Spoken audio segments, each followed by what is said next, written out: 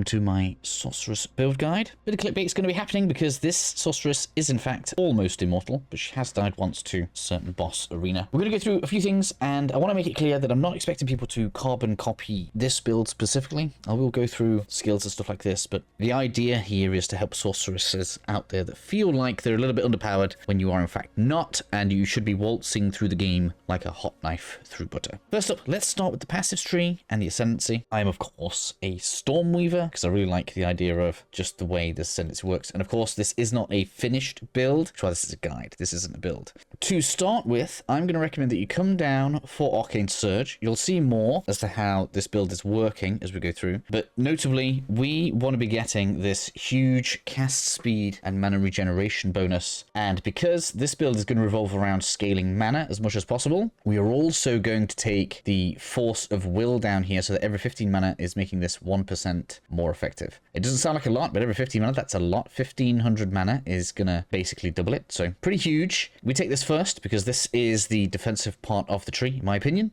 After that, once I get some more ascendancies, we're probably going to get the additional exposure, and then we're going to have the Elemental Storm hit on crit. You guys will see how this is going to work once we get a little bit further into the mapping and stuff like this. This build specifically has been through the game, so we've done all 6 acts at this point, but it hasn't started mapping yet. But people were desperate for me to get this video out because they were pretty excited about how easily I was progressing through the campaign. Into the passage tree then, let's start at the beginning. We head up to the top here to Path of Winter. Now, if you want to, you can see these are actually weapon passives for me. You can stop down on the elemental damage and then turn this into cold. Just in case you are wanting to use different elements, this build isn't going to be about using a specific element, but I have been enjoying cold, so that's what we're going to be talking about. Once we've gotten this notable here, we actually don't need to come north for very much. Or up, should I say. So I opted to come across to the side because mana regeneration, like I said, is going to be very important to us. So we came across and then started heading up this way. Now, if you want to rush for damage, you could use this as a bridge, go straight on up and then come across for the spell damage a little bit quicker, and then come back down this way to get the mana blessing, which is the main reason we want to get down here. We want mana blessing and we want the mana regeneration. Technically, everything else in the middle is extra. So if I were to path up here a little bit, I could probably save a few points out of this. No one said this was going to be the most efficient thing you've ever seen in the game, but just showing you guys what it is we need. We need this maximum mana. If you type onto the search function here, you'll see that when we put maximum mana in here, there are very few nodes that even get highlighted. And some of these that are highlighted are not actual maximum mana, they just have maximum and mana in the description. So this is actually a very unique and rare node. We want to be getting this one. And you can see there's another one over here, which is actually much smaller, even though it's further away. So this node here should be on your priority list. This node should be on your priority list. This one you can probably leave behind. We don't really need the energy shield, but it is extremely useful, and you guys are going to see why having some energy shield is very useful to us as we get further into the build video. As you can see, and I'm sure many people are going to skip this, we then start moving further up. At this point, we're in a bit of a crossroad, so it's up to you from here whether or not you want to concentrate on freeze buildup, some elemental and other ailment buildup, or if you want to continue to the top where you're going to get your biggest cold damage increases. So this is very cold specific and does a lot for us. The +1 to cold skills, the additional freeze buildup, and the penetration all make massive difference to the damage that you make with cold. Of course, if you're using a different element, then you can move along to wherever's going to be better for you. But coming to the top, this is actually where you're going to get a lot of your damage from. At this point, it's my recommendation that you should probably come for the mana regen and fill out your damage and mana regen areas first. So this bit here, I'm calling the mana regen area. I've taken some extra intelligence because intelligence gives us more mana, and that's something that we're feeding into. Down here, we get even more maximum mana, so one of the big nodes that we need. And then we're going to get additional damage from every 100 maximum mana. Now, this on its own doesn't sound massive. For me right now, that's 3 times 13, so that is 39% damage increase, which is actually it's a pretty good node to get, right? But it's going to scale even more, and we're going to actually have the ability to make this even more powerful later on. Do not miss getting the Ether Flow. Basically, so long as we're moving, even more mana regen. That's something that we just are going to be wanting. We're not going to want Eldritch Battery. We actually want our shield to be over our health so that when we get hit,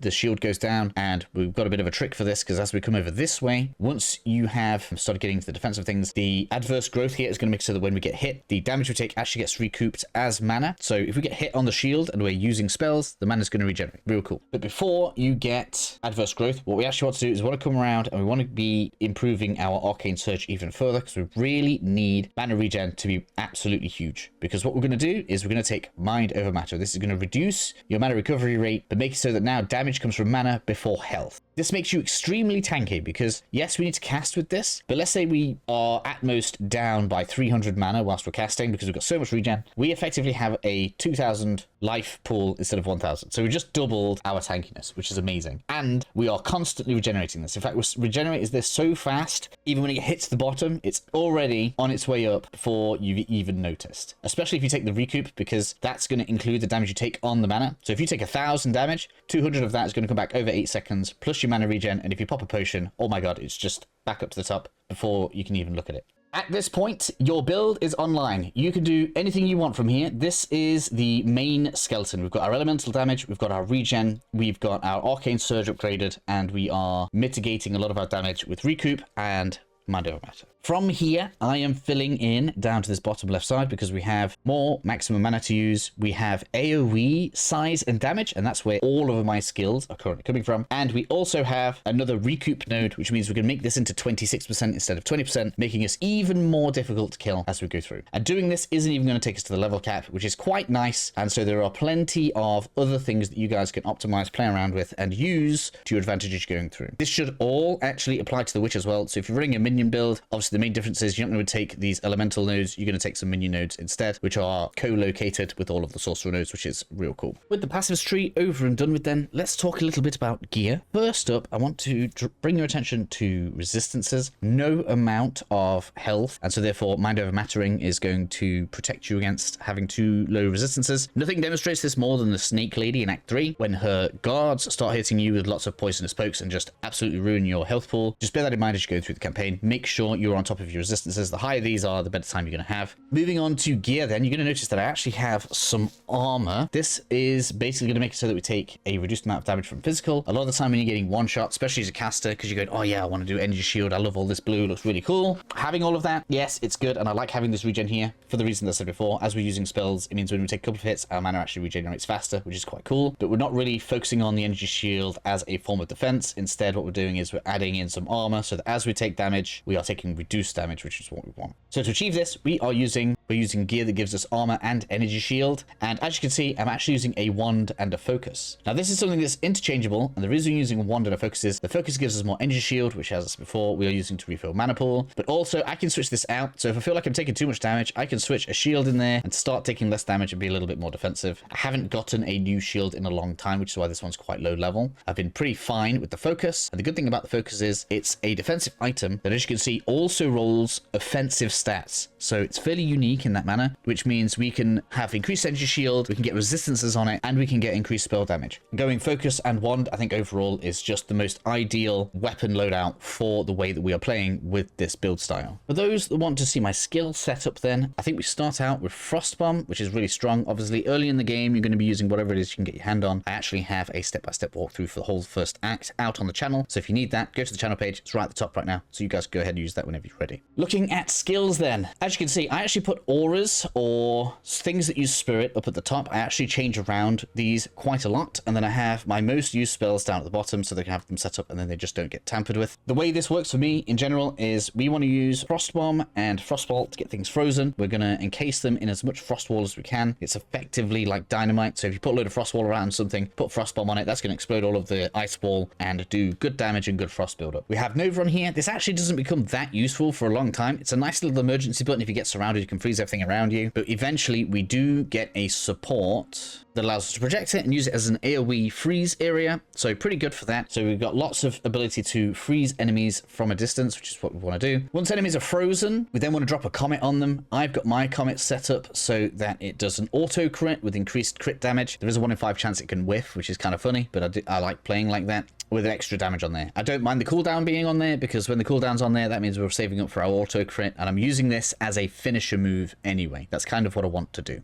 The reason that I have 3 spirit abilities here is because I like to change between them. Technically, Archmage is your high risk, high reward ability, and this is why I was saying we are going to get a lot out of intelligence, because this actually compounds with our other passive that we took that gives us 3% damage for every 100 mana, and this is going to give us an additional 5% for every 100 mana as lightning damage. So at 1300 mana, we just got a 65% damage boost in lightning. The reason lightning is important is because lightning is going to give you shock, and shock makes you do even more damage because you're debuffing the enemy with even more damage exposure. We are able to shock, we're able to expose, and add 60% to our damage as lightning just by adding this into the line. The problem is, as you can see, this also makes it so that we burn mana really, really fast. So if you're using this, you'd better have amazing mana regeneration. The safer options then are to have Arctic Armor and Cast on Freeze. I like to have Arctic Armor whilst I'm clearing around maps. So if I'm going around just like in general, progressing through the campaign, Arctic Armor is going to be up. The reason for this is that we have 30% increased mana regeneration. That's our health getting regenerated. Lovely. We get some health regeneration on there. It's not necessary, but it means that if something does reach my health, we are now regenerating both faster. I can pop 2 potions and everything's all back up to full extremely fast. Very nice. We also have knockback enemies on hit, and we are freezing them because it's Arctic Armor. Nice and defensive. Good for all of those little enemies that are trying to surround you, get you stuck. Just a really good little escape in case you get caught out. Mixed with Frost Nova whilst it's not being projected, you should be pretty safe if something gets too close.